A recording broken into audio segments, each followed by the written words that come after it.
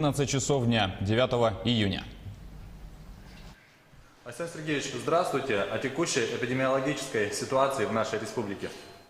Всего с начала коронавирусной эпидемии у нас в республике зарегистрировано 2686 случаев заражения коронавирусной инфекцией. Из них за последние сутки 75. Из этих 75 66 случаев по городу Якутску. При этом хочу отметить, что у нас впервые выписалось очень большое количество людей за сотню, 126 человек вчера по всей республике было выписано после полного выздоровления от этой болезни по многим городам республики, но в первую очередь, конечно, вот по городу Якутску.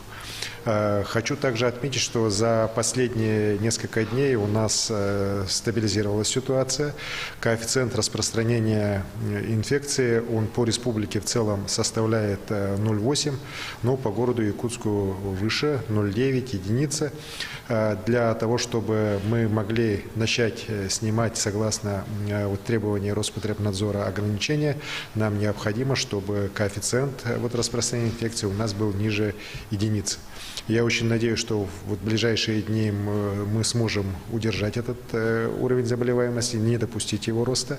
Конечно, это зависит от соблюдения гражданами, в первую очередь по городу Якутску, всех тех ограничительных мер, которые у нас прописаны. В этом случае мы уже сможем приступить к первому этапу снятия ограничений. Очень надеюсь на ответственность жителей города Якутска, жителей других городов и поселков, сел нашей республики, для того, чтобы мы могли начать выходить из ограничительных мер. Еще раз говорю, что мы уже сейчас практически на подходе. Необходимо в ближайшие дни не допустить увеличения заболеваемости. При этом, конечно же, болезнь, еще раз говорю, она поражает и детей, и старшее поколение. У нас на сегодняшний день 13 человек в тяжелом состоянии, из них 3 на аппаратах искусственной вентиляции легких.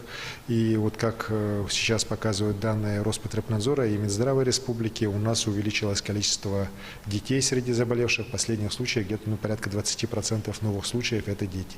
Поэтому и к детям надо очень бережно относиться. Это ответственность родителей. И необходимо в этот непростой период все-таки за детьми тоже очень внимательно смотреть, чтобы не было несанкционированных контактов, которые могут привести к их заболеванию. Спасибо. Спасибо. Это был брифинг главы Якутии с информацией об эпидобстановке в регионе на 11 часов дня 9 июня. Оставайтесь с нами.